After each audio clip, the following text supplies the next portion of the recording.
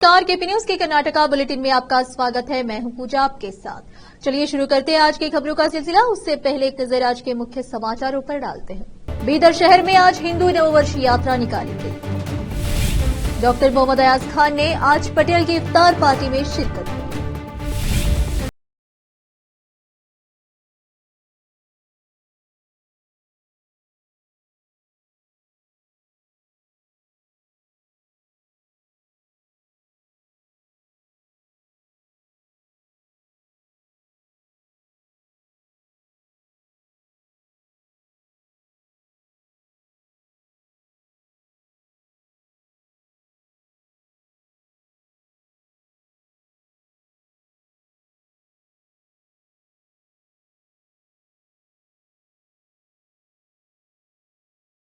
समाचारों का सिलसिला शुरू करते हुए देखते हैं समाचार विस्तार से। पहले देखेंगे स्थानीय समाचार। बीदर शहर में आज हिंदू नववर्ष यात्रा निकाली गई। अनाथ विभूषित जगत गुरु रामानंदाचार्य पीठ द्वारा इसका आयोजन किया गया। यह यात्रा शहर के बस स्टैंड के समीप से निकलकर विभिन्न क्षेत्रों से गुजरी है। बाजे गाजे और बहुत ही धूमधाम से यह यात्रा निकाली गई। कैमरामैन पपुराज का कवरेज। श्री जगतगुरु रामानंदाचार्य श्री स्वामी नरेंद्राचार्य जी महाराज दक्षिण पीठ नानिज धाम की ओर से हर साल में गुड़ी पाड़वा के दिन ये शोभा यात्रा निकाली जाती है। अभी इस साल में बिदर में ये शोभा यात्रा चालू है। सुबह से सब तैयारी करके हमारे बिदर जिले के सब भक्तगण यहाँ पे जगतगुरु श्री का ये प्रोग्राम है, ये गुड़ी पाड़वा का, इसमें सब शामिल होते। और हमारे जो भक्तगण है पूरे जिले से इधर बिदर में अभी इकट्ठा हुए।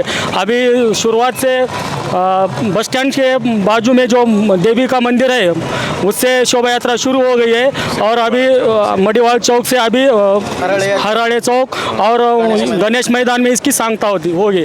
अभी इसमें उधर गणेश मैदान में जाने के बाद यहाँ पे जगतगुरु श्री के प्रतिमा का पूजन होगा पहले यजमानों के हाथों से, और उसके बाद आरती होगी। आरती के बाद सबको महाप्रसाद दिया जाता है। ये जो जगतगुरु नरेंद्राचार्य जी महाराज ने ये जो शोभा यात्रा का नियोजन किया है, अभी इस कलयुग में सब डिस्टर्ब हो गया है। इसीलिए सभी अभी हिंदुओं को सब अपने सन उत्सव का जब ज्ञान हो, इसलिए स्वामी जी ने ये शोभा यात्रा निकाली है। इस शोभा यात्रा में भालकी, बीदर, बसवा कल्याण, हुमनाबाद और औराद ये तालुके से हमारे भक्तगण यहाँ पे अभी आए शामिल हो गए। श्री गुरुदेव।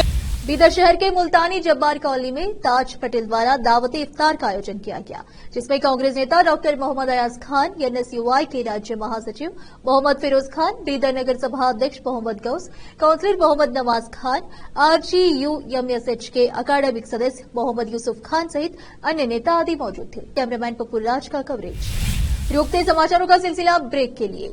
चल लौटते हैं ब्रेक के बाद।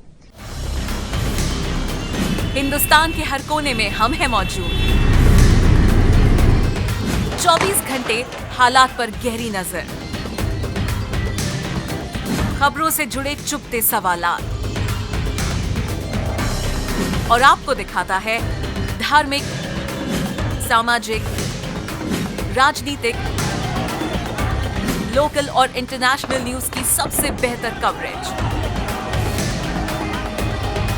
जो आपको रखती है हर पल बाखबर। देश और दुनिया भर की खबर के लिए देखते रहें केपी न्यूज 24/7। ब्रेक के बाद आपका स्वागत है। आइए देखते हैं राज्य के अन्य समाचार। कर्नाटक के मुख्यमंत्री सिद्धरामैया ने कहा कि बेंगलुरु को पीने का पानी उपलब्ध कराने के लिए मेकेदाटू परियोजना जरूरी है, और अगर हमें केंद्र से मेकेदाटू के लिए अनुमति लेनी है तो सौम्या रेड्डी को जिताना होगा। बेंगलुरु दक्षिण निर्वाचन क्षेत्र में सौम्या रेड्डी की ओर से प्रचार के दूसरे दिन मुख्यमंत्री ने एक रोड शो किया और भाजपा सांसद तेजवी सूर्या की सीरियल विफलताओं की ओर इशारा किया, जो वर्तमान में प्रतिनिधित्व कर रहे हैं। उन्होंने कहा, बेंगलुरु दक्षिण में पीने के पानी के लिए कावेरी कनेक्शन बढ़ाने की जरूरत है। अब यह केवल 60% है। अगर मेकेदाटू परियोजना को लागू करना है तो सौम्या रेड्डी की जीत जरूरी है। मेकेदाटू परियोजना एक बहुउद्देशीय पेयजल और बिजली परियोजना है, जिसमें रामनगर जिले में कनकपुरा के पास एक संतुलन जलाशय का निर्माण शामिल है। एक बार पूरा होने पर इससे बेंगलुरु शहर को पीने के लिए 4 टीएमसी 1000 मिलियन क्यूबिक फीट से अधिक पानी की आपूर्ति होने की उम्मीद है। मुख्यमंत्री ने कहा, विधानसभा चुनाव में वोटों की गिनती के दौरान सौम्या रेड्डी के साथ गलत व्यवहार किया गया, हमें अदालत में न्याय मिलेगा।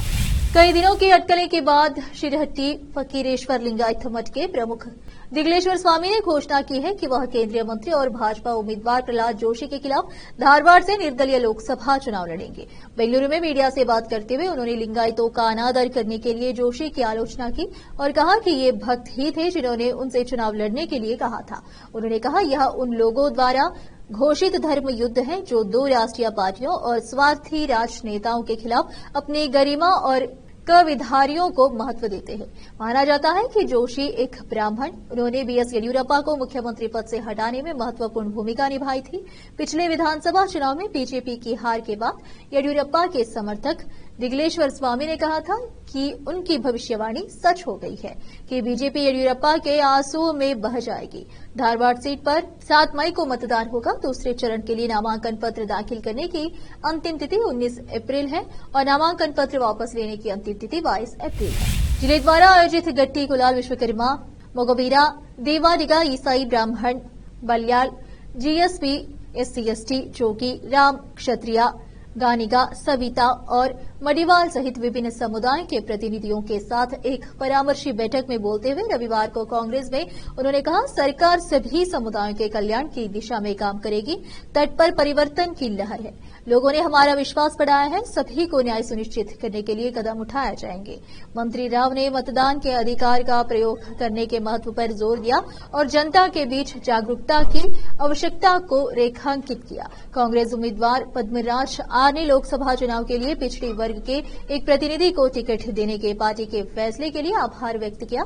उन्होंने पुष्टि की, मैं लोगों को निराश किए बिना उनकी आकांक्षाओं का परिश्रम पूर्वक प्रतिनिधित्व करूंगा। कांग्रेस सामाजिक न्याय के लिए खड़ी है और अगर मैं निर्वाचित हुआ तो पिछड़े वर्गों के हितों का एक मजबूत वकील बनूंगा। फिर से रोकते समाचारों का सिलसिला एक ब्रेक के लिए, जल्द लौटते हैं ब्रेक के बाद। हिंदुस्तान के हर कोने में हम हैं मौजूद। 24 घंटे हालात पर गहरी नजर, खबरों से जुड़े चुपते सवालात और आपको दिखाता है धार्मिक, सामाजिक, राजनीतिक, लोकल और इंटरनेशनल न्यूज की सबसे बेहतर कवरेज जो आपको रखती है हर पल बाखबर। देश और दुनिया भर की खबर के लिए देखते रहें KP News 24/7। ब्रेक के बाद आपका स्वागत है, आइए देखते हैं समाचार। केंद्रीय संसदीय कार्य, कोयला और खनन मंत्री प्रहलाद जोशी ने सोमवार को कर्नाटक के मुख्यमंत्री सिद्धरामैया से राज्य में किसानों को दिए गए 2000 रुपए के मुआवजे पर सवाल उठाए। हुबली में पत्रकारों से बात करते हुए केंद्रीय मंत्री ने कहा, कर्नाटक में कांग्रेस सरकार ने भारी कर्जा लिया है और वर्तमान में कंगाल राज्य में है। सिद्धरामैया, क्या आपको किसानों को मात्र 2000 रुपए का मुआवजा देने में शर्म नहीं आती? इससे पहले कर्नाटक में पूर्व सीएम बीएस येडियुरप्पा के शासन के दौरान प्रत्येक प्रभावित किसानों को 27,000 रुपए, 20,000 रुपए और 14,000 रुपए की सूखा राहत राशि प्रदान की गई थी। आप किसानों को मुआवजे की उचित राशि क्यों नहीं प्रदान कर रहे हैं? प्रहलाद जोशी ने सीएम सिद्धरामैया से सवाल किया। कर्नाटक के पूर्व मुख्यमंत्री और बीजेपी संसदीय बोर्ड समिति के सदस्य बीएस येडियुरप्पा ने मंगलवार को कहा, हम राज्य की सभी 28 लोकसभा सीटें जीतेंगे और इसे प्रधानमंत्री मोदी को समर्पित करेंगे। पत्रकारों से बात करते हुए येडियुरप्पा ने कहा, शीर्ष नेतृत्व ने 400 से अधिक सीटें जीतने का लक्ष्य रखा है। उन्होंने कहा, मैंने उन्हें आश्वासन दिया है कि मैं राज्य से सभी 28 उम्मीदवारों को निर्वाचित कराऊंगा और उन्हें नई दिल्ली भेजूंगा। मुझे इस पर पूरा भरोसा है। यही बात मैंने प्रधानमंत्री मोदी और केंद्रीय गृह मंत्री अमित शाह से भी कही है। इस बार निश्चित रूप से हम यहां सभी सीटें जीतेंगे और इसे प्रधानमंत्री मोदी को उपहार के रूप में पेश करेंगे। येडियुरप्पा ने दोहराया, सब कुछ हमारे पक्ष में है, हम अपने लक्ष्य तक पहुंचेंगे। प्रधानमंत्री मोदी 14 अप्रैल को तटीय शहर मंगलुरु और राजधानी बेंगलुरु में चुनाव प्रचार करने पर विचार कर रहे हैं। कार्यक्रम को अंतिम रूप दिया जाना है। सूखा राहत फंड के लिए कर्नाटक की याचिका पर फैसला करने के लिए केंद्र द्वारा सुप्रीम कोर्ट में 2 सप्ताह का समय मांगे जाने पर राजस्व मंत्री कृष्णा बैरेगौड़ा ने कहा कि कम से कम अब केंद्र सरकार को जागना चाहिए और फंड जारी करना चाहिए। शीर्ष अदालत द्वारा केंद्र को सूखा राहत राशि जारी करने का निर्देश देने की मांग करने वाली कर्नाटक की याचिका पर सोमवार को सुनवाई हुई। मंत्री ने कहा कि अदालत ने अपना विचार व्यक्त किया कि देरी सही नहीं है और केंद्र सरकार की ओर से अटॉर्नी जनरल और सॉलिसिटर जनरल ने निर्णय लेने और अदालत के समक्ष वापस आने के लिए 2 सप्ताह का समय मांगा। मंत्री ने कहा कि जब अदालत को नोटिस जारी करना था तो अटॉर्नी जनरल और सॉलिसिटर जनरल ने यह कहते हुए नोटिस जारी नहीं करने का अनुरोध किया कि वे इस पर फैसला करेंगे और अदालत के सामने आएंगे। मुझे लगता है कि वे केंद्र अदालत के विचारों को समझते हैं। पीठ ने यह भी कहा कि यदि आप केंद्र कोई निर्णय लेते हैं तो इसे अदालत के बाहर भी सुलझाया जा सकता है। अदालत ने भी आशा व्यक्त की कि केंद्र ऐसा निर्णय लेगा। भाजपा के वरिष्ठ नेता सीटी रवि ने यह कहकर विवाद खड़ा कर दिया है कि आगामी लोकसभा चुनाव के लिए कांग्रेस का चुनाव घोषणा पत्र तालिबान से प्रेरित और नक्सलियों द्वारा समर्थित है। सोमवार को मैसूरू स्थित भाजपा कार्यालय में मीडिया से बात करते हुए पूर्व विधायक ने कहा कि कांग्रेस की स्थापना एओ ह्यूम ने की थी और पहले 2 दशकों में यह अंग्रेजों के सामने आवेदन देने वाली संस्था बनकर यह गई थी, लेकिन बाद में कई नेता कांग्रेस में शामिल हो गए और स्वतंत्र आंदोलन के लिए काम किया। लेकिन महात्मा गांधी के बाद जवाहरलाल नेहरू ने कांग्रेस को एक पारिवारिक पार्टी में बदल दिया। उन्होंने पार्टी में अपने परिवार के लिए मजबूत नींव रखी, जिसे राहुल गांधी आज भी जारी रखे हुए हैं। इसने शहरी नक्सलियों का समर्थन किया है। इसका घोषणा पत्र तालिबान से प्रेरित और नक्सलियों द्वारा समर्थित है। फिर से एक नजर मुख्य समाचारों पर। बीदर शहर में आज हिंदू नववर्ष यात्रा निकाली गई। डॉक्टर मोहम्मद अयाज खान ने आज पटेल की इफ्तार पार्टी में शिरकत की।